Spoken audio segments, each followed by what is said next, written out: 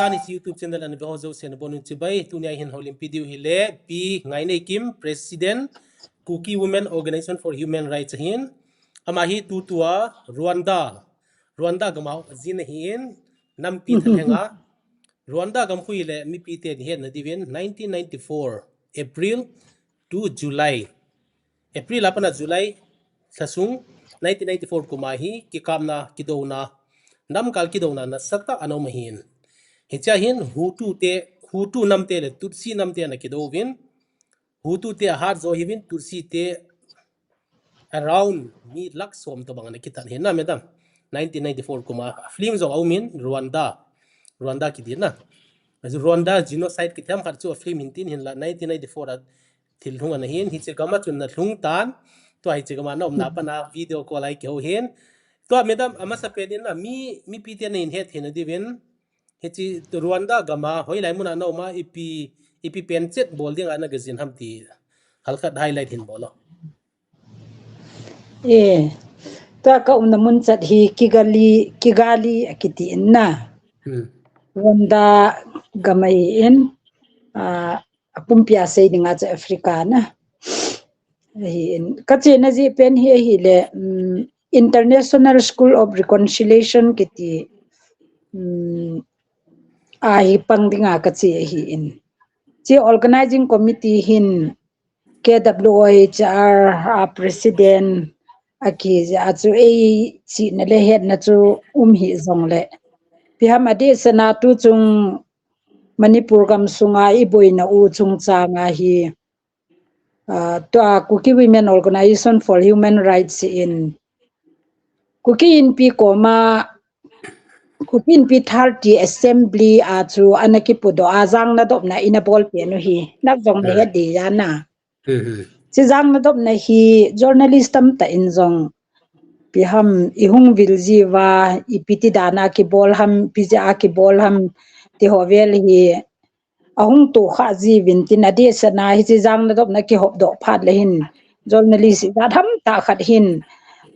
they are impressed with the jang na dop program na ya chi hung da ji wa thu ho ya na ki se ji le am ho la dana hi it's a kind all peace initiative dana hi ala vintin ja chu reconciliation program hin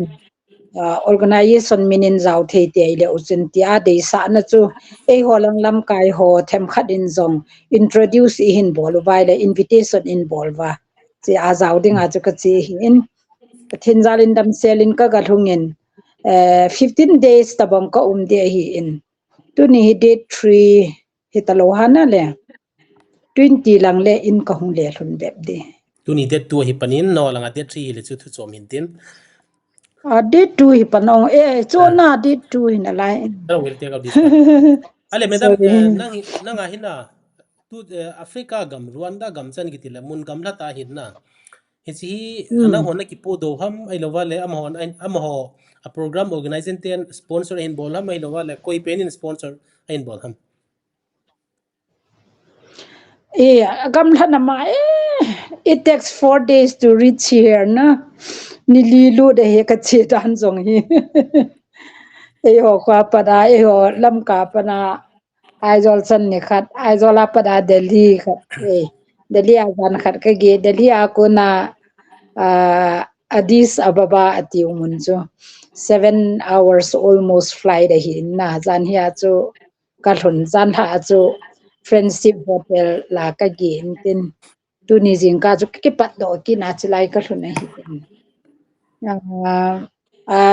paisa tam pi lu de hi in terms of lakhs hi in ka chine hotel ka man jong staying le ichi International School of Reconciliation ka zauna dinga jong chu fee jong ki pi ngai hi in bang phat ta khat chu ho Kuki pi planning lam kai pu khun loi le pai phata ta ne ni jin am ho ko ma cho se le ho gamboina hiu to ki thona chu mi khat hin to ka na hotel man jong hi man pu do pi ding mi jong ka he chin chat na hi na se leng ka se hir mai the hi jin sting le ka le na ticket ho zo se jong hi am ho pi ham loi le pai pha ho in igam din mun jong a het so ke je uwa chu e lung set uwa e po do pe wa hi in organization in chu akipo do lo ti de hi mai jeng in e lung set the yo gam chom choma to International School of Reconciliation akiti na ma chu USA apana Germany apana France apana stingle Africa sungje nga jong mun chom choma Uganda kiti ho dang dang mun chom choma country chom choma UK azong hoi la la yang hu kho ma hi in ama ho hin e kho sa je wa chu e sponsor u ti di da na hi ale na journey dan hin se le po na rum ma thawin na ni li zen gari to bon ki khoma aeroplane to hi khongai ta dio break kham ta dio ti hom lo di na van lai lenga chu neu khat na chim ding ko len na ni da ngai traveling no wa itu no len na chu alang pia ro ni hi za na le side a thum ki to ya ya Ethiopian airline ka galu chu kidang ka sa jing lin wal na ro thum hin tin le lin bazar sung bang je sung jong chu saw le da lin tin ka first experience hi in na e van na chun leng do zo hi la kilom jing na lin wala Ethiopian Airlines anga jong lian chu khada nom na lai na ki ken kana mu kha Airbus A380 giti Singapore Airlines double deck e achu alaya aisle kiti ichi do na ding khatum ya na echa khu achi do ding ni achu nga jong hichma ma ka tok so na khadam kana setan hisi Delhi energy blanket a kanom lai hin na exercise ka ball ji ven hong dun pa le permission ki line a icha haije kho ipi hom tale asunga lu di dan ho ka ki zil je ven hecha chun mi passenger te hung port aje chu 30-40 minutes boy ki pe hin practice na dinga hecha hung port wa mi ka vet mo chu pa KBC te khopil hun kim ni bang sing mi zagiet wal lang hin a ki dol ale meda to na zoni honan se le pu na umma ma ga sai na e masang laya thu sim khana ni ki se leng pa khada umin aleng pa chu aleng kam vil dinga aleng kam vile le dinga aga pot asipai ho to ga pol le kho khana hin gol hang tam ta football khada ki chu win na football ki molu win cha chun ni sanoye hin na leng pa chu na vein ami thi lo nge ti chu bizami thi lo ham ti le kagam hi to banga vai cha lom hi ta mi hi zat pi football khat bo ki chu jeng hi ti ta banga na na nga jong hi ga mu hi to banga vai cha lom hi tam hom ne hin mu tiang le na che ni ding direct flight the ball diu he ti sei no mi tin na lam ka tu Rwanda direct ki ball diu he khalang ho ki sei sa le thu phona jong mom thei ding hin na ale mina ma to na chen na hi ipilang de na ki discuss de na gel thwa na gelam na speech te prepare sana na ki koi ham bai lawale amun le apart zila khuna ki prepare ding dan ham khat preparation nong zo neu khat chu kan ei thowa na alang pia se dinga chu to ka chi nei pi ham che reconciliation through Christianity based ana de pathen ho thulang to ki sai za Christian ngan chang ja ni danga ka jin ho cho ai le pi ha religion chom na ho dan chom ho to ka ki su to khom na sei lai beng ko nga ka chi abang chu pi ham ho thulam to ki sai hi wanga chu ho dan ho za chom Muslim Hindu pi ta pa na chu ki ho khom hi ya tu chunga ka chi nei purely based on Christianity hi ya na ya chu thing ta ga sei dinga chu meli hon ho in yong tam pi hal ha pe chu la more than 300 churches will burn down na ho ta bang chu am ho la da na jong hi pe ham ke gel da na hi ichi pe ha e hon Christian khat hi na za la hi email ma ta jong ipiti reconcile hi the de ham na ti lampang rong a focus no mo ai de o jong ka ti thima chi lampang to yong chun ki gon na ka ne ya to na sei ta banga chu ki gon na cha chu hi a am hon rong topic rong an pe di hi wa ki ho ta school hi jing hi ana le ka zaw na ding chu sila ya chu apoi mo dung ru ya chu en jong ham athu ahung thun dung ru ya chu sei thei na muna chu sei na chu ki nei tho de nga chu kom mo ana ai ti ding ta jong chu lam kai na ki thleng hin na ha bolin lang nam mi pi te ma ban kinep na le foreign support ti ding ham international understanding and international sympathy khunang khuna jong kin adi hin na tamta ale medam tu hi tu ne hi ki ho lim ni da ka dei then ti le ka hin ki ho pinop ne de se chu le tu chung I movement to ki sayin na amasangin people's consultative program ti ham na public meeting to bang public consultation ti ho na bolvin su te lam kai nain abanin isi lungthu conference ki ti khat hongum ki nin hicha chon mi pi langa ding in KZC hin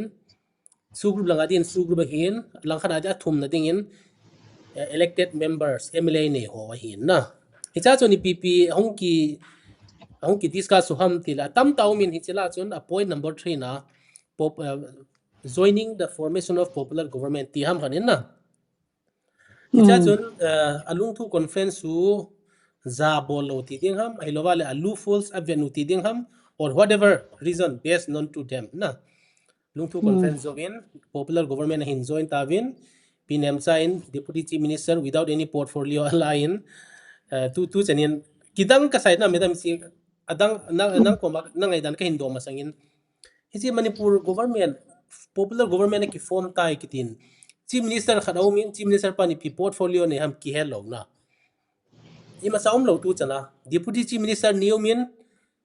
ale ama ni apawari pi ham ipi portfolio ne ham ipi ama ni hunno ya ipi pi ham thiong ima saum lo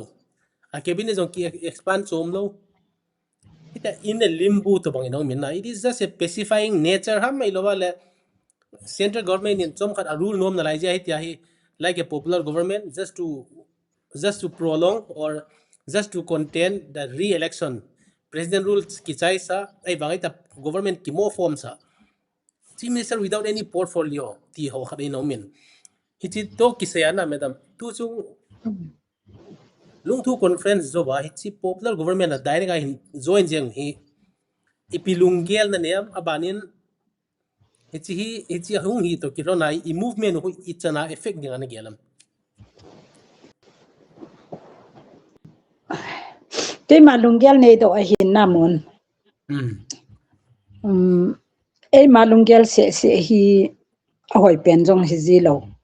khat ve la lam kai hin mi pi lunggel jong khu ei lunggel se ya ngai ji na aje chu mi pi to chi khom chu social organization lam kai ho he di ta chu mi pi to ki chi khom ma hi je in ei ma in event na hoi pen in te iti jong chu I mi pi te zo se in hoi lo ding a mu ting le a hoi lo banga pan la ngai ji aje chu mi pi te gel de lo bang chat chu ke in adi ta ding a hoi ta ding hei banga chu ka se ya ai lo le hi chi wa chu mi kanok nok ma ka kai the lo cho mi pi de tan pa chu alam kai chun avet pi ding in lam azot pi ding ti ta banga apoi mo na jong ji a ai wanga khat ve tin le mi pi ho jong chun a het thim lo na chu het thim sa dinga chu mo po na ki nei ki cho lam kai chun cha chu flexible him ngai ma ji a ka he na ting le to na hin sei chu lung thim na ta hi in ke jong khat ve lam kalanga really ki bol ya jong chu nin ho pi chu la na le sinia chu ken nong them khat kan se ya ki puna ma jing steng le ka holim na jong chu ka se hi ja de chung lo ta jeng adi chara to na se ta banga chu lung thu in ti pau jong chu go ti a meeting a jong chu ke yong ka chi hi ya na ke yong ka zaw ba ai wanga phat hong chi a mi pi ho zo se in adei lo pen ta popular government sim na chu pan lo di heti organization dang steng le ade a KZC hita ta kukin pi hita ta eche popular government sim na hi ipan lo di heti chu ana hi pe hi cho ai wanga chu phat hong chi a hi le hi chi ki lung tu ta lung thu tu ana sei ta banga chu su group ho steng le MLA ho chuteng le KZC mi pi ho ki ho na a chu hi chi chu popular government sim na chu i zaw lo diu he ki ti chu ai wanga chu hi chi lung thu chu hung si hi ta chu hi pi jang si ham sa ma bang wa chu MLA ho in ti ta te PNM cha in deputy chief minister a hin la le mi zo si chu na ki sa hi chu na ki sa ke yong si rally ki bol ni a chu piti ha emotional ka hung hi do chu chini a chu nang koma ka sei do hi a mi pi po na dan chu ka vet nai le pi ha ka ho li ma chu tham ka ki control zo lo na mi pi po na dan mi pi ki lung khat dan chu ka vet din tin le cha ka ho lim na chu ka na sei yin tin ilam kai te khat le ni in betray bol zong le e ho wang ibot wa idin khom lai si wa hi I movement hi as it is a chi ding hi ti kha chu kana se yin tin chi ka se lo na pen tri pi ham ti ai le hi chi ga nung chi ki den separate administration ki ti jong hi ipi ki se na ha mana ki hello chu mon ai ba nga chu e pe le ho win separate administration ya chu ma ki vai ho na idel di wa hi tai ti a hin po do par vai mi pi zo si hin e hon mi pi ho hi oi mo ji wang wa ki pha chu thil khat hi lam kai hon an po do ai le chu ki tu det cha kha ki umin tin na chu chu na hi ja chu chini khuwa ha MLA khanin deputy chief minister ala jim ti chu I ge lai le pon na au mau ai wanga kin ka gelin tin hi le gel khara se ya pi ham ni dang lai hi le chu as a women na ka ki pa de na chu nu me ho zo sin long ka leu diu chu ka ki pa ding dan chu ka ti boina lo han lang chi post che minister post bang chu PNM chan an lai ki te le chu ka te yo amuna nu me zo se ki lam di chu ai wanga chu ki lam phi ta lo win tin ai le hi chi popular government ama hung zau phana hi kuki MLA khat chu deputy chief minister ki pe langkhana na ga ho long khat ki pe ti taute chi choi hi a hi le ama chu kinung ko do thei ta lo chu to PNM cha chu hung do in na balancing act ti to bang khana hung in ki ti thei ta lo chu lut wang lai phana chu ni chu ipi ka hi za nang chu ipi ne hi za ama chu hung do di he ki ti thei ta lo chu chi hi ta chu ai wanga tu lung sangai sang gim ne te hin lai alam ka mi long chu tu lang ka ki gelin tin ai le na ka ki gel ji chu mi pipo nan ho ka vet nin tin ai wanga ama pan la dan alut dan khu ka ngai to jin tin le khat ve le hin aji chu PNM cha jong hi ga ti dinga nam ngai lu ta hi chu nam ngai lu dan tu chunga la jong apan la dan ho zo se jong sei so ke hi jong le nang in jong na he ding mi i za tham khat in jong a he de hin na pan la na thei zo se ai pan la cho ke ho ta jong pi ham jang na dop na ho ve la jong hi ka po pi ham ama jong hi mini ta sponsorable cho lak ni lang an pang cho teng le pi ham nam ngai lu dan chu na thei na thei chana thai sei thei di chana sei cho ai ba ngai hi ke ta jong ni da ngai ki ho ji hon ki tax ji hon ai ba nga deputy chief minister ala para hi ke yong hi ka za chata na ke yong ke ho pinom ta lo na ama no i ho tai na i sang ko ka sa lo do pi ha pi ham ka sei thei lo na a hi wanga khat ve cha ka ki ho pi lo wanga hi kin ka gel da na hi ama jong hin lung gel ni yin te ka ti so na mon chi na madam to na sei chu hal khat hin et ke jo them cha khat hin et leng na boi hung ki pana panin ilam kai ti zo seo Delhi ga chevin na Delhi ga chevin ami sa chan ge jong aga ki mu pi zo povin na modi ko aki su jengin agiat mai chan ge jong aki pha zo po na pu modi hi aga cheole agam la pena chu PMO staff te chan ai lawa le AK Misra chan bo anaki aga phaji vin na to na sei bang che na ke PNM cha hi okay sei se lo the bang hi poina aje chu public sentiment asan lai ta akoi koen jong ki sei se che hin ai la khrai tai gela hi le very senior politician zong hin na ale pinem cha very senior politician nam ngai lu ta zong hin apan la down na sein abana ken hi cha more emphasize ka pi nom pen chu ile ministry hong ki forma government hong ki forma chief minister na deputy chief minister din mun a hin la modi to ga to khom hi ken jong he modi to ta to khom the tam na modi hi israel prime minister pa bo bo to khom diam ga ti le piniam cha to jong sai pi na piniam cha dong sai pi khup ga kisil sa thei lo ni tam hele piniam chai ni piam khat bi hin kai do lo dam ti ka gel dan hin na okay epp jong le i se se chui se se de tai a hi na zo siang i se se ta vin niam cha piniam cha hi subset na thei chani ni sam se ta vin rally in zo in zo tu hin ipia hin bol tham hi veutin as it is done chilai chuna bon cannot be undone chilai so chuna let's ka wait for sei the num na best khat chuna nang thu sei interrupt ka bol na hi lovin ka ga sei num na khat chuna min alung na lai ta a sei hi ya ai wanga who knows ama yong nam ngai lu khat a hi in hi chi pan mun ko ala ai le anam mi piti adinga chu ipi ham khat wang chu lunggel nei puma lut hi thowin ti ti hi ke ma ki lunggel hi in na ama to wang ka ke ho khapoi ka ho pi nom tho ai wanga chu chula ni kho khat hum nan te ti khat a chu nong nung ki ge la hin cha chu tun ya e ni ki ho na mang cha a hi alung ha zo si ha lung in ilung hang ve ya ji chu pi ja mi he mi lung hang ham ti le government si ma chu ipana hi le I movement chu ki chai di hitam na mi he ho ti chen khom di hitam ti pa chu mi em lung ge la ma hi in na ti pa chu inei lo ngai ka sa e chu aji chu ama chu lu da hi ta le nam khan khoding gel lo bin pon te mi nu pi thing ta khat senior politician na ti sanga chu nam pi mi nu thing sel khat a hi ja a chu nama ding in lunggel khat hi ne nan te ti ka kinep na hi chuting le hi chi chung changa mi pi te in lunggelo popular government sema I MLA ho achi pha na chu ei ho chu inu mi da wa mi thei to I chen khom diu hi tam me thei to chu inu mi da wa ti cham tam ai lo le pi ham ai imu men chu pumbe abi hi tam ti langa lunggel inei pau chu inei lo diu he ti tu na ka sei no me aban le to I chi piniam cha nen se le na I bola mi tia subset ai tia ho se tham ti hi alo the lo khajong in na mi dam at the heat chu of the piniam moment tan ma het team ngai na het team ngai chu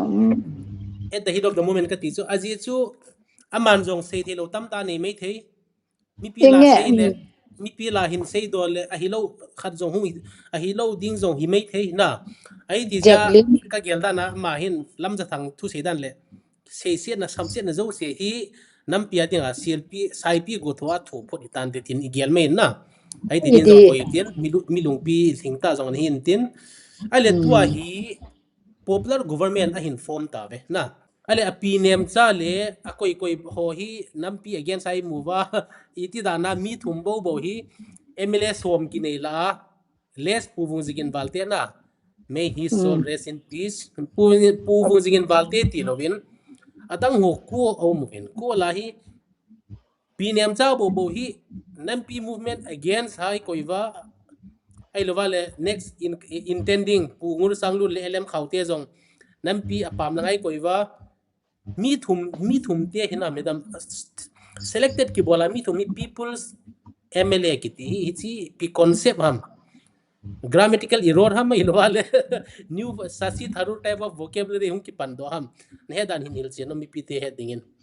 MLA ho zo se chu a ki resign to ka se wa chu a part of forming the government is jing wa ka la jing a ki chun na to yong chu piniam cha a ki resign lo tho wa hi le okay let them go ahead we can't control the weather yeah we can't control the weather but yes abon ba hello abon ba boy nu ta cho a government form ni chu KPA de ki ko de lai nai sai lo wa na because it is the BJP government government chu BJP milite bon form diu chu la dang hoi either you are just normally supporting or you are just dormant as an opposition party na or Congress is just you are elected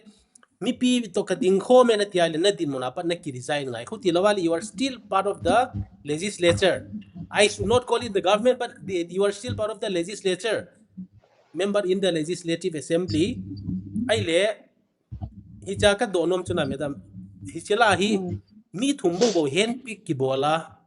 people's MLA ki ti thei hi iti dan ham thumla jong ni MLA ni khu BJP MLA na lai ki resign va people's MLA ki ti le chu thu chom khan ki resign lo ai lo le ministry portfolio amu lo zia people's MLA hung i do ham ti na ngai dan mi pi ti ding tem khat sian hin bolo People's MLA hi abon cheke vai People's MLA in kapomin ke wangchon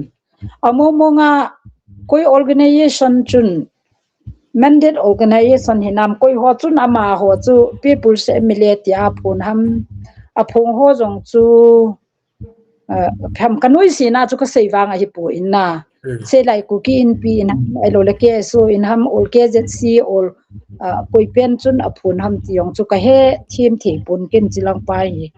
chilai chun ka he thim lo je ka ha se nom hi na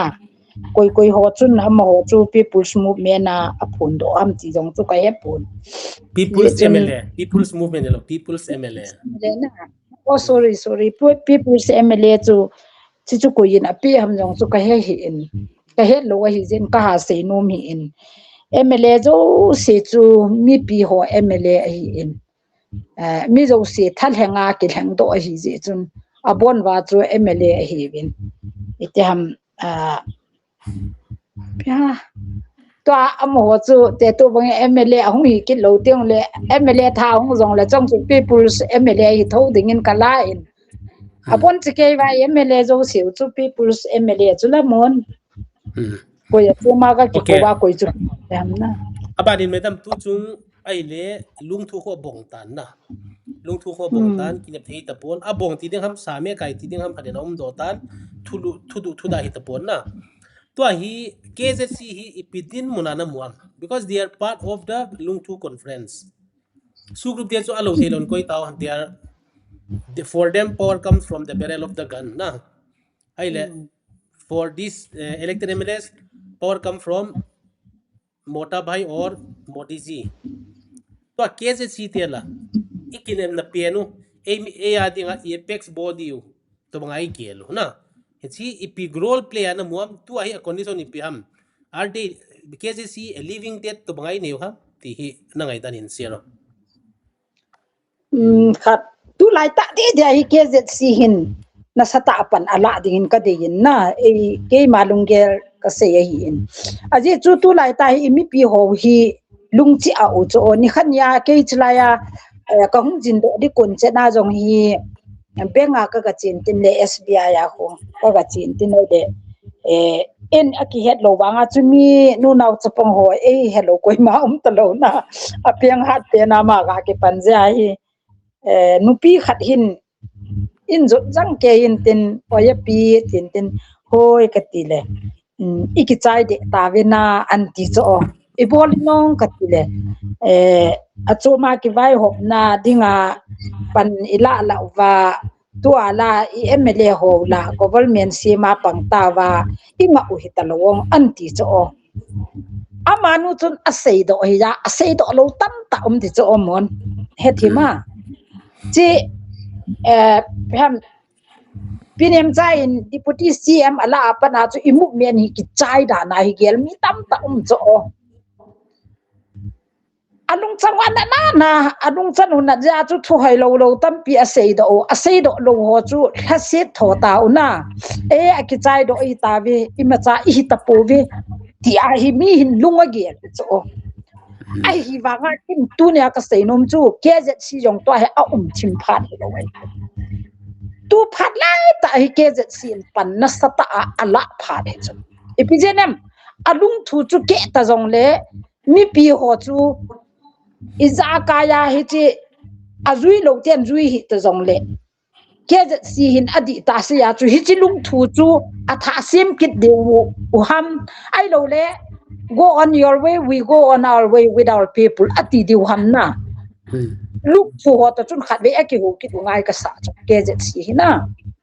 khát lấy aki hậu đi ngủ vin aki hậu na uvahi o chút ti ana ho dung gel chút ti hi ta le no mo sa hi vin ta am ho ne pi ha khat KZC excommunicate abol se atu ki chai di lo chu o amo ho chu MLA hi ta poi ti a kinu do the lo chu o mon Upmil government sim na pangu henang panghiu henang ipi ti zong le ki ho na iza nin pel ke zong le in sunga zong chu na chapa na sei ngai lo pen iza dom long le ka chapa hi poi tin na thi sanin sho iza bo rong le chu na chapa hi tho tho cho hi che lu ki ho na chu ke ha jing ta zong le a ki tha ho ki te ngai ka sa cho ye jet si in organize a boarding a ki ho ding mu ke ma dung da nai a ki ho ding mu bin chuba adung ge lo he ngai cho ke je si chu mi pi thaleng hi to adi sana lung la chu katina chu group te chu lai le thal choi ho hi ta ya MLA ho chu lai le legislative member hi nau hi ta ya ke je si chu they represent the public okay a chu te ai le ke je si chun thing noi ho jong chu ama ai hi sa ngai MLA ho jong ama ai hi sa ngai mi pi jong ama ai hi sa ngai cho iminu achum mi wanga chu ho chu thakhat hi cho hi ja chu aki ho ki dingovin okay ke ho hi langa chi ta wing ye khutya pal ke nei tawle nong hoi langa chi win nang hi ti bo ti khat chu ase ngai ka sa hi chi chu sein kan na pon te lung thu chu ke sa hin bel ki sung thei lo thau thau a ti wai zong le tu a hi mi pi consultative meeting a ko phar wa chu ka gel cho hi chen ge din mun hin MLA ho win a bitrio ve ti diu ham ai lo le hi je popular government sim ne nam ta wi hi zong le a ho in ma pa na pi bol diu ham na ti mi pi ho hi het sa ngai ka sa aji chu kin tunia mi pi ho ko ma ka sei nom kit khat rong chu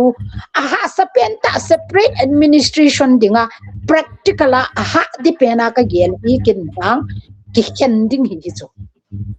amo chu ma chen ding e ho chu ma I chen diu chu phat le separate administration I bol diu he ki tilawang hi chi ki ken ding lai ta pa ha eti kai chu tu ai we are already separated hi ta vintin popular government simin pangutin panghi zong lew hen igama chu me le ilut sa lo chan wa chu separate I hi ge mo ve ka ti hi cho hi chi ja chu hi administration di pa chu government form out lut ho in zong ge lu vintin steng le shu group hon zong ge lu vintin mi pi wang chu I ti zong le me le ho to ki cheng khop ki data nop na nei koi ma dinga ka ta san lo ai chu tu ni khat le ni kaso pi palam za thang to pi ha koi ha imphal ga pha imfala ga uma pi hom anup nup ka sei anup le chamna tai ga ti jing zong la ka ti koi ma cha in am ho khun mi zo se hi athu zo na di zong ka sa hi a nei la ko tam pi in dal ha wa pha ya padai hung zam ta u chuteng le ka sei jing bang a chu tu ni kho a ithi na munu ithi san lun na munu cho Imphal Valley khu hon long atha ge lungai chu ku ki chapa ka hi po ya tiu cho azo zo wa sei bo chu me hi chilai na mun wa khu ithi sanu long cho mon ipini nga tu ne ai hai mi lo ham hi chilai na mun wa khu iso pinu me ho ago changa ki kai hi cho atola chok rong le kyang po za lo ham ka ti cho iso pinu me ho chilai ya khu a hing changwa ki rep a private part so wa elements that ki het pia athilung sa wa ki pho wa me thei nu pi hon jong anup no ma khulhang sa bai za so kai chula thadu win ki chep nan ni win tan bong bongon a hinga halu binai ki tiu chula inau sen adam lo ki sanjong ambulance to e ki hali namunu hi cho chilai mun khu ibola tunia aga chi ho khu akyang to za lo ham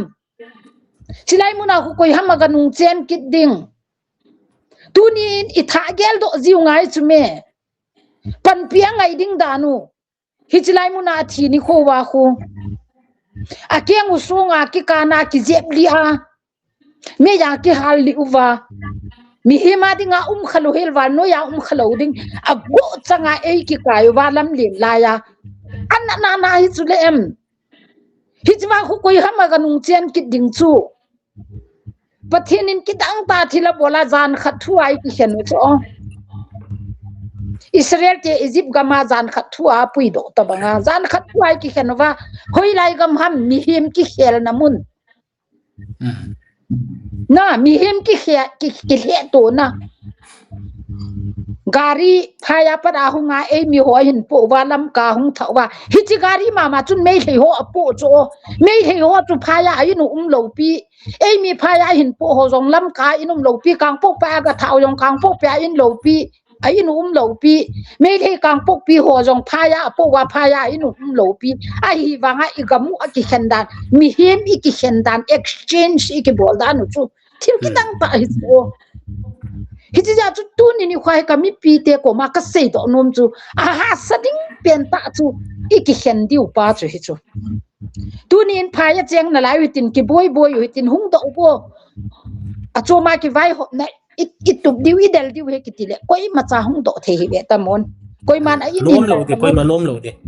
koi ma nom lo de koi ma ai lum hin da la zo lo di ai wa nga zan khat thua in no mi da wai ki hen chu chi thil ki dang ta hi chu hi cha chu mi pi no igel do jing di wa ka dei khat chu tunin government sim na ga ta jing zong le ei ho cha khat ke ho bin se ute government jong pong di ai de wai le tunia ka so pi ba lam za thang thu se ki thole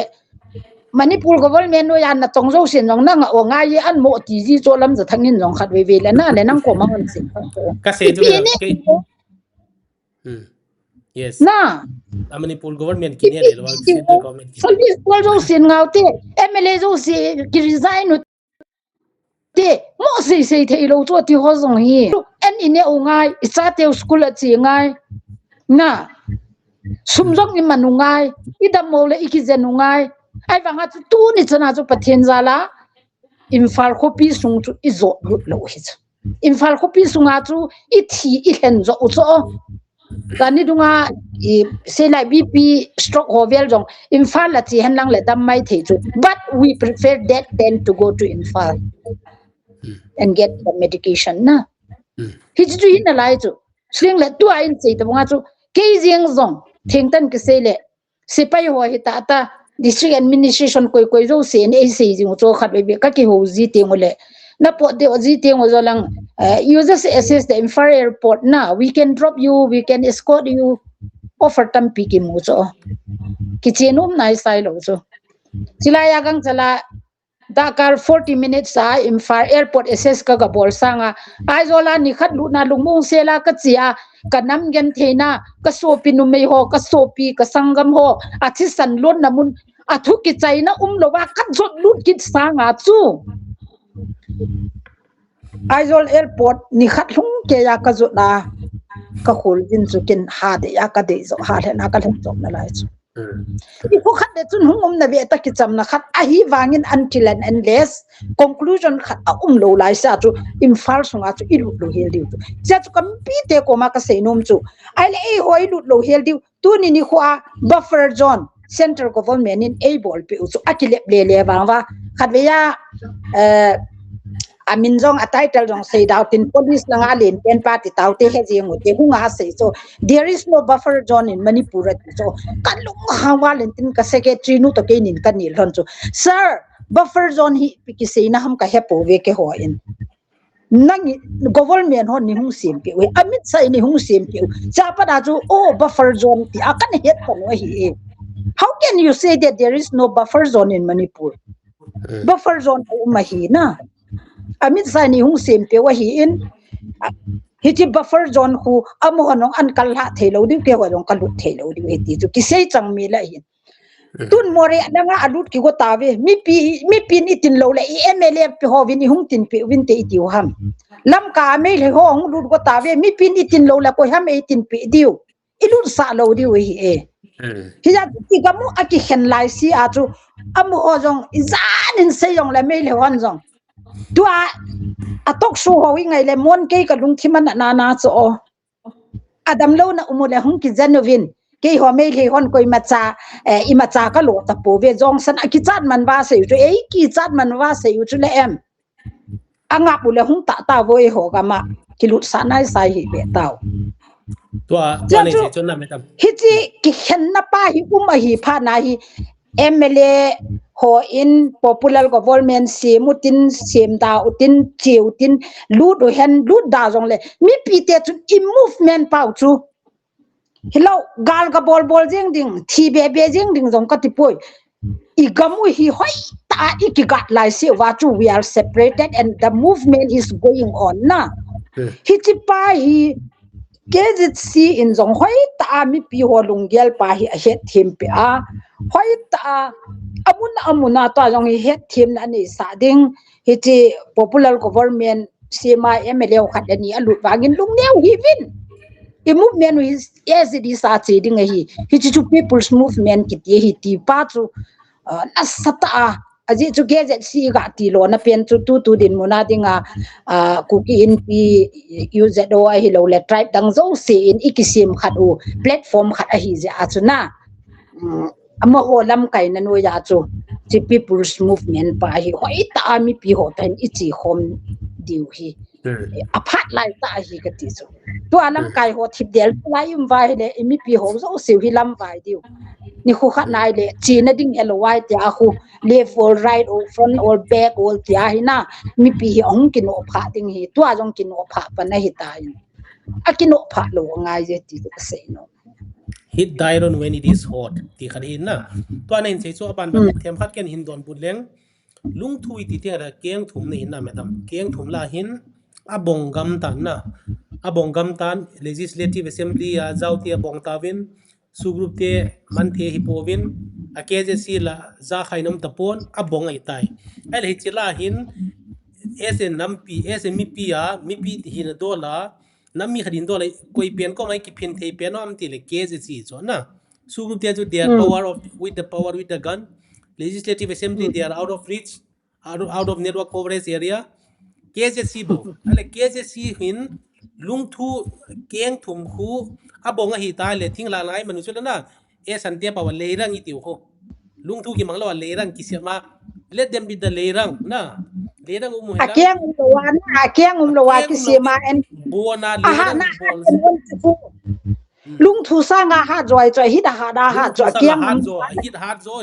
ali ke si ma saum lo sa me jong kai the lo san thi le ngoi to zu jeng jang an ne pha le na abar tu chung na me dam kap nan ma khat hi chi ei ni kyau na hin sei to jeng lem to ke je si lam kai te hi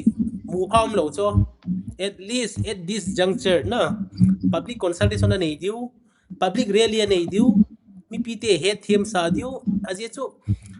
na sei bang chera movement ki chai ngai lo di alam kai te ki chai jong le movement ki chai lo di e san te hung thei mo lo di chai lo di sei tan buffer zone ami sai nan bola detol pu delhi ga chia hung kinung le a airport na phon cho na a phon in tin adang hon aum da atu aum poi du da ti jong le because they hichi akibol khel tai atiu ai banga chu en ki pom cha hieta hung lu thelo diu na hechi khu hin ale tu chung ka pon at pen chu ipam tile ike je silam kai te inam lam kai teo other than su group inam lam kai teo ni bolai te lam kai khat army officer lien khat ni officer civil officer lien khat ong pale sai pi khub atu da nam poni sil sa jing ke bi hechi pi gel na hom kati na kai kana pon atho he khatien sai pi khub officer khat officer lien ta sai pi khub nam pon khat hi zat poni ne ho i pin gelin ten tiu ham achien la ba mi pe son diu cho hi las personal favoritism ai level undue favor hol da hin ai cho I ken ka pom lo he lam kai te aza hon na gel vel lang because I was ke hi sepa ya kum som nga kana umin officer lien ta hotong itien visit aka ga chezin aki pezo le ki chai chi akana nam lo hi nam pon jong avelu be gya chi sa nga ipi dinga la man personal ta man thedi example WhatsApp group ka zaw na kana suggest tan amani personal ta man thedi piam example mizo te hu na head hu hi cho to bang pi thi nam pon chu pasal khanin nam pon sai pi hu ai cho wi piam man mo mang mo moi ten ti value zero ta cho ai lawa le mang tai thul vum kho la hon bottle khat phaten pek sa lang pe lo chon he'll be more than happy sai pi hu kham tang mong vom tu da sanga chu army officer khan to give them a bottle of tribal zoo, he'll be more than happy. You'll aina enjoy ding and adon phale ai mite apete gel do ding nampon ki pe cho velum lo ke mun zo se dc hong le nampon kisil sa tribe zo se lam kai zo se awal kan se so lam kai se nampon ipia man mo diam to na officer me sa to na ki nei phale akito na te ki za khop ta na khare dc hong le ki pe sp hong le ki pe igr hong le ki pe dgr hong le ki pe any dignitaries hong le ki pe this is very wrong katino min bol da the ile bol da de ti ka sino mi te banin ei mi te na complain hard ma jeng wen ki thu nai lo wen athigam ding to wen i eu pai wen na tu chung mi za di thiu ham tu chung boy ki para tu chani thiu hi mizo te movement lai le naga te movement lai ve le hen kum thum sunga i thi za hi athite hi athite ma cha ka sim lo nai lo na madam in terms of quantity ka se he mi te na suffer dan naga te movement lai ba ni kha thoi zat ki than ham na ima cha mo na be khoi zat ki hal ham indian government apna ka se he mizo te to ma gen theu ham hichi mizo te le naga te tu in state ane na ma vin na ama ho thu kim gen the dan lekha helon he lo diu lekha na simun lang a movement struggle na sim lo chun hichi kum thum sungai thi za du hi amo 1 week sometimes in 1 day at hiu cho mi ten hito mga hin khu thi san an lon je wa to gam ne ai mi te mi khale ni thila I thigam ta ve me amu ki chai tai tu ta ke panic button ki me pai that is very wrong tin ka gen na hichi okay thi san alon lo tiang le thi san lon lo na muna thu ki sei thei boy when it comes to movement na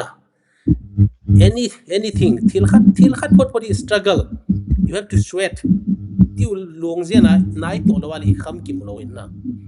to ya thi san dia chu kamo lon sa di lo right movement right concept ai lo long ki ball pa le human rights lang hon fight the ball ding thal choi hon thal choi to ki to movement a ball ding mi pi on a ball ding thil chom ai ball diu aban la elected members of poi mo na khoi la ama ho mi le anoya mi khat gan chat to bangin na sakol to bang dongki to bangin na tong jong le a sei thei dium lo le ka ne ki lo na he cho hi balance le ngai a sei ding ngai to example nang hi tun Rwanda ga mana government na ga chi na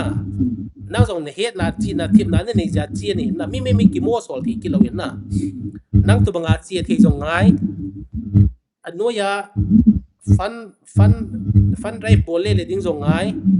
movement phan le mi pi te til khau di zong ngai announcer ding zong ngai aning kala gu cha zong poi mo si til se le lo thi se ho khom le to gu cha ngong poi mo de si chu nam khari ti te le na madam nam khari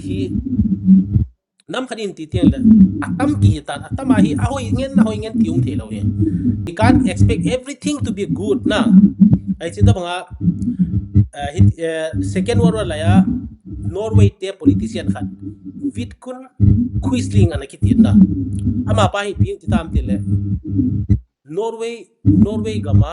elected members ai banga Nazi Germany Hitler anakit ho pi cho Hitler te koma thubu pi jingke ale Germany te Norway aga bulwa chu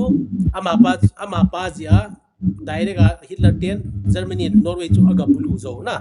just one go bulu zo hijita bangin hijapanin Vidkun Quisling apanin any traitor nampi against sa pangho zo sei Quisling ang kitita na English word ang umtan that is the origin of the word Quisling Vidkun Quisling apan ang kipanhin mi tiang Vidkun Quisling inay veveo koi hi chu sei daw din mi tam ta jong mitin Quisling su jing ke ding ai banga cho hi nampi adinga ibola Vidkun Quisling kahin se ham because history ana umin veve kiting in palgal kai diu cho history ana ho hi het ba ile na jela na HIV AIDS to PD ki transfer through so and so atile thil khat hong ki man le ki ve lo the ti khatum chala na AIDS le HIV chu EPT ki transfer from one person to another chu EPT ki transfer ti na het min a hin sei pia na het le thil khat na bol tiang le piam khat na man sa le ve lo ding ki lo son lo ding ti khat na in cha dang hi vit kun quisling thu sim ka hin sei hin a le madam hi chin tua i movement ba hin na EPT le tu sana hi zomi lang sai noi ka ki dai dan to banga jing ham nang mu danin why can't we go together along nazi thau chuna ka i mut mo busy jing ke hi aki khan thei la ki hi mo lo na tua zola khadan aba na pat masai na ala khanin sei lang ipila tam tu masanga hong ki thang jep koi su mo ham India to Pakistan ba jeng ti na koi pen su mo India la Pakistan ba jeng wa mai la zo hi hoi la ya na ki la ziom ko za kha lo ai ong sala koi su mo ham India to Pakistan ba jeng in bel gel kino kenzong kangai na la ye ikiti wa phai lo ham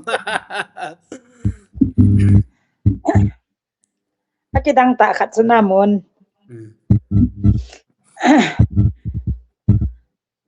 lungge lo chum to bangai wanga lam kai ho ki su tu ai le aya ki ma du ki zo ke ko ni ma ko ngai lo na zo mi te to iki to thei lo thu hi mon ki sei da jong la kan ma na ya si chan wa ki to mo yang i sei lo la ki to zo isu khat boi pi di khat hongum teng la lo thei lo wa ki to tho ki khen thei jong hi de lo ka ti a zai song ko sei num ya khen khan in zo mi te mong la khen khan in ku ki te mong ji adi chada se cho zo mi le ku ki te chu hoi ta pan khom lo wai le lam ka sung chu azo wai sei ta banga chu amit sain a koi iti ta bang dan wa chu line khat ki ji khat hi jing ke na si chu hin tin ai wanga kin ka gel da na hi chi ki sei hele mi pin angai thim mo khade o iki loi khom na diu min pa hi hi ti khat hi ana hi zole aki ki tu dem ka ti so okay malung ge lai na te to banga to me le te khu piam aki loi khom na khu aminu aza dum khula amuko ki ti hota bang na meite council ki ti jong de lo me le min jong pang de lo igalu chula me le to ku ki zo gal chu ki tho hi za committee on something in a say ho ama sapien pa bangkhun committee min ham khat mai hin ana ki hen lang na bi ham imin pau yong he ana ki zau da sa hen lang hi le ana ki to zo de o ti bang pu hi ka lungge lai zia a narrative chula as it is chun che thobin tin steng de iki ho tiang o jong le bi ham organization hi chi boina ji a khat organization ki set up khat chun mi pi ho zo si thalenga chu te to banga ki cham na hi ta ipi na hi ta ki si ting le chun hi chi organization mina chu sei mo na di dam ti po hi zong ka gel ji in tin le steng le to ai ken ka gel da na hi to apu vung jagin hung thi bang jong hi isu neu walu na ka i wal ka laina wal ka po nat wal e yong pan ide banga igala got jong le kila theilo ta banga hi ji na nga chu i pe hi lawang chu pi ham ke yong chu na hi thei chana chu ham chi ding chu kana gel jing ji hi en loite ho jong so na chi na vin tin tu chun ka hi en ka po na ta khat chu MLA khat vo ata avo chu me leite in athing ta se dinga chu athing lang mi zo se chu tu ai ho in abham achom ka hi vin ke khuchi ka hi pove ke hi chi ka hi po ve itiva ke ho ga la ka pang po ve ti nom khat le ni wang vai chi dei lo ta khat thu hi za adi ta se dinga chu hi chin ni hi chin pu vung zagin hi ipji a tho ham na hoi ta het ngai cho chia cho a thiai le ipji a tu ai thikit ham ti jong hi het ngai cho koi a hi je a chu me leitian avo ham hi chan ge ya chu MLA mai hi avo yan lang hi le me le MLA zo se yong avo diu chu la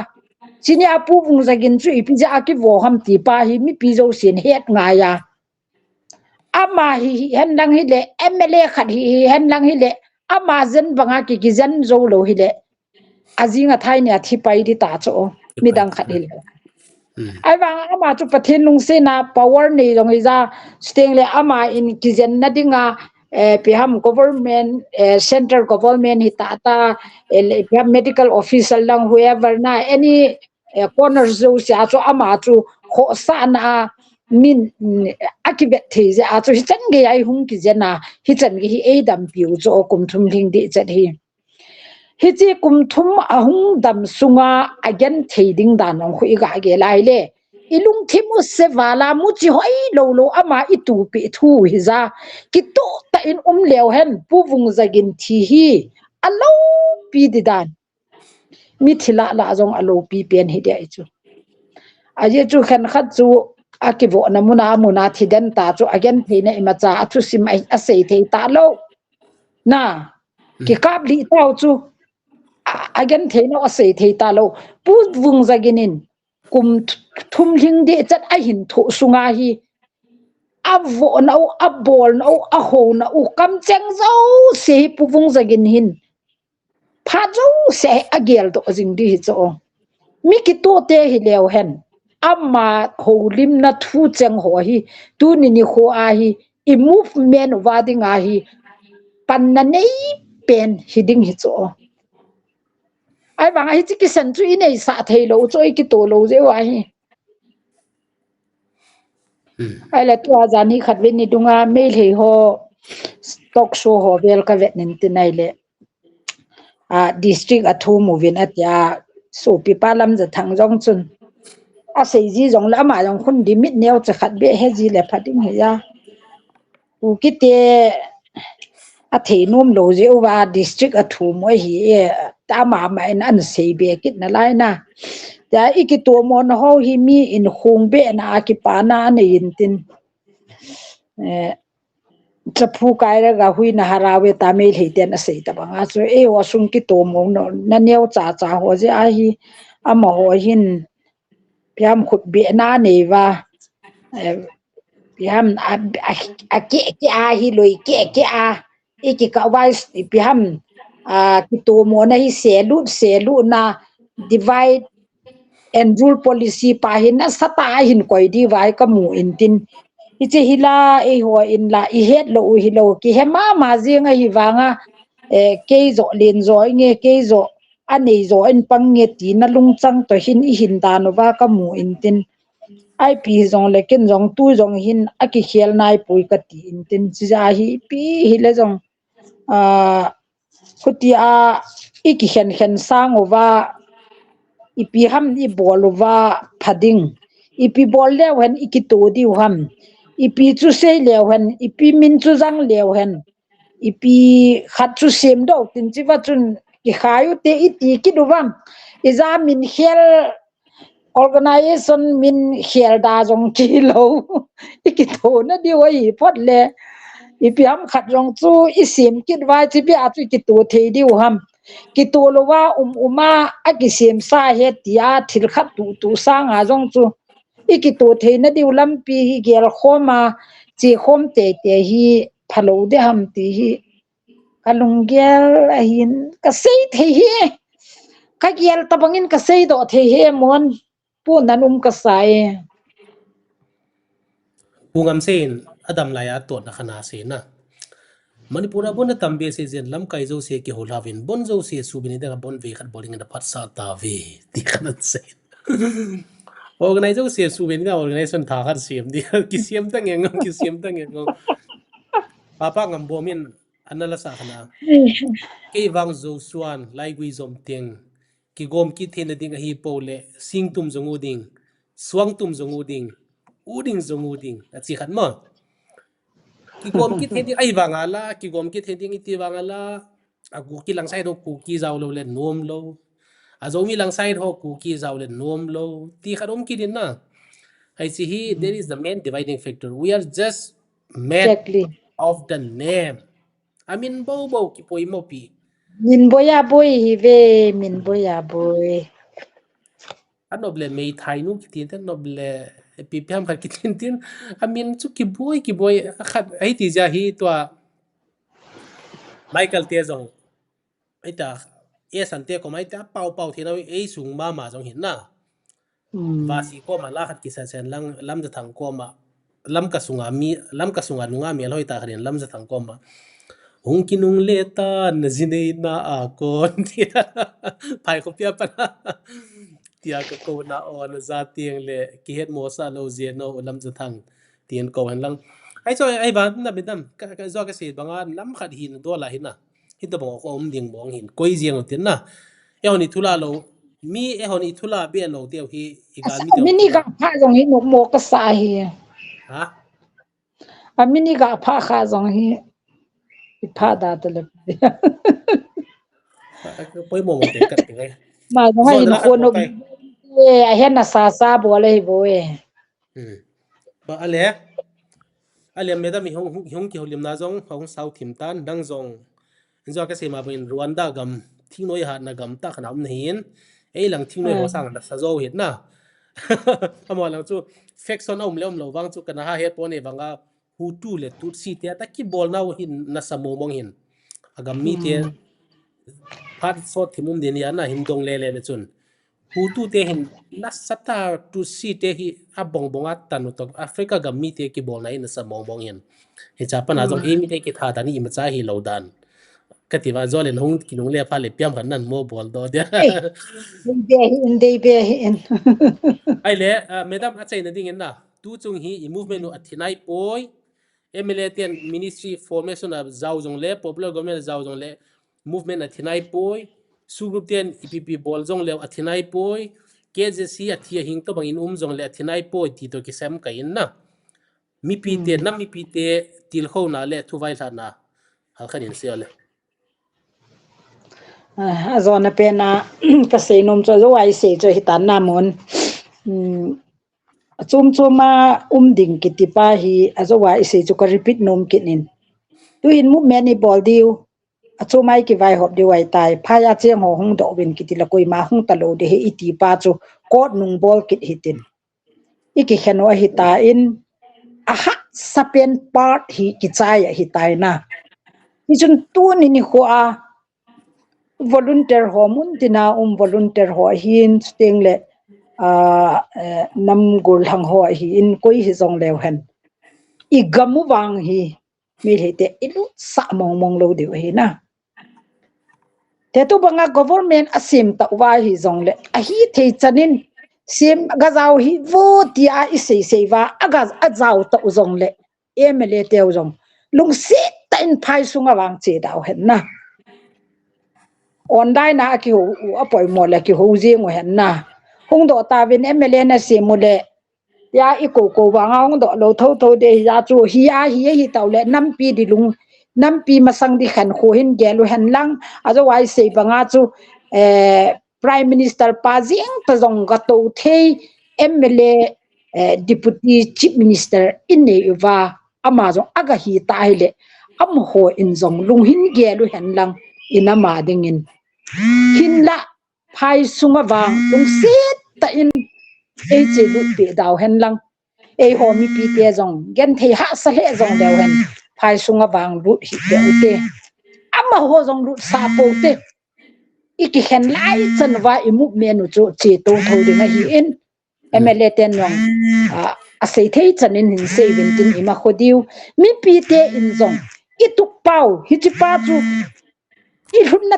te ding in pan lao hitin hin la i pi ham khatia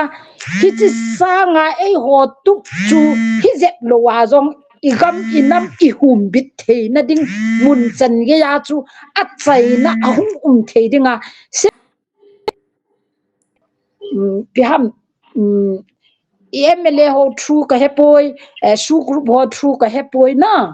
cha chu ei ho ading gam inam hum bit the na ding provision khat chu a the ya hi zong le mi pi ten accept the ding in ki go hen lang ai wangin i movement wang a ki chai nai sai poi ti pa hi hepumin lung thaslo be in mi pi movement ading in hoi ta in pan lau hi tin pathin in imau puin tin mi zat nang in na sit he in mon ke wang chu zat hom te hi win azowa mi alom loma thi na se te chu mi in terms of lux and lux mi hi chula ei ho chu mi hom te ki hi in na mon mi zani za thum lang I thi do yong hi ke wang ka it mong mong ai ta bo we pathin in ei lung se win tin thi jong thi daw hi tin dam selin I movement pau hi lol hin na khat wang hi I gam inam hu do bit na ding provision khat te to wang hin inam ga lu hi ki chai theile ti chu mi pi ho ko ma ka het sa nom le ke ma lum thima ka dei sa hi Ipaw me madam alas na ding in ken zong them khat hin et beleng movement any national movement kiti hi phat lu na hin na lekha sim lai ho jong he diu hin Indian independence struggle kumizat anaki bolham na kumizat fight anaki bolham abanin nagatian just right after India's independence and nagatian freedom struggle in neiva as it fizo lam kaina noiza Naga National Council NNC 10 movement in Padva NNC Noi za FGN Federal Government of Nagaland 10 thing noi gal hin sa dava ita hunguma NSCN hunguma NSCN apana IM leke ahung ki khena abana ita ngum to wa tua ZDF san ge hung piang do na hi cho hi Nagatian ana thu gim gen theidanu le halang khana isopi mizo te na mizo te jong na sa luse na ki tiu bihin sailo house te lam kaina luse ki ti hi YLA Young Lucy Association ki ti ho hi 1946 kuma aizol ko ma molung thu conference a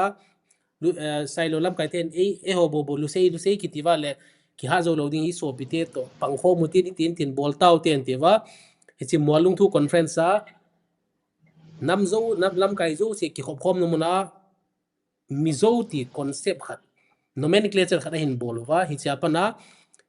elana ki pan zo se ema hin sawa YLA Young Lucy Association hu YMA ti hong ki hiala adang zo se dong mizo on tiwa ala all wala dire na all wala hin poma le to mizo chu aliet ta hong suta but mizo ti hong na sata relocation of place du da no min ho agi hal army ten ana ball gen thena mo mizo te mo thui lo hin na madam kholin ta army te ka lu nova khan 1 2 3 na po do zo za na po ding na la ding aban na la do zo chele na in ki hal de ama ho zo se kho khara ki cheng khom sa de ta vles kha asa to wa he cha ko army te da im kim ko nova hi chila ko lusei sam sau na sam sau ho ngen hi ven he cha mi thingnoi ho mo na tinga khotam ta khothupi ta tong halwa a strategic location a koi army te na pum ga je hi to banga hi ana gen thewen ala ning lang khana alol thing ho ki sei le bodo te na all bodo student union nabana bodo national democratic front of bodoland ai lo le BLT bodo liberation tigers aum ki dven ama do kum som thum lang struggle hin bolwa territorial council hin mu a hin mu zo vai the council a phat chom lo dan ui su to ki bada na hin heaven na a jesu kai pison na salam kana seitan movement in ya le aki su chet khat nei de example simlai ho adin zo hal khat hin sei thaleng any graduate yung hi tele India every competitive exam ki ji thei hin na okay when it comes to paramilitary force UPSC through a jihad assistant commandant direct a hin ji do na graduate chi cho ale SSC through a jihad ASI ham khat hin ji a qualification ki bang ai ba exam ki ba lo ja khat pa gazetted officer hung hiya khat anoya sub inspector hung hiya hechi education qualification ki ba bang exam ki ba lo ja SI pa assistant commander khat aloi pa akipan na chan alung na dinga more than 10 years lut na hechi to bang hi consideration bola ngai jin when you have anything til khat lungtup I koi phal hin akipan na hoi ta kana well begun is half done ti kana ko ngai na hechi nam mi pitian lunggelo tin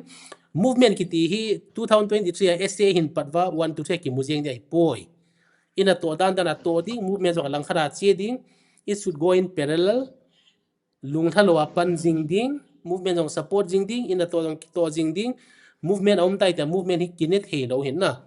movement jong na setup to so ding ina to nang ginum ta to ding ina to nang promotion mu ding asung langa hing lun tiang le movement ading apan ipan mun jong lian che che thei ti hi nami pite ko ma ka se nom hin mun tinaum hi chi lu ngai nei kim president kuki women organization for human rights to kong ki hodum naw anai ho zo se na bonun chi bai le mangpha ki pau me madam ole ole ki pa me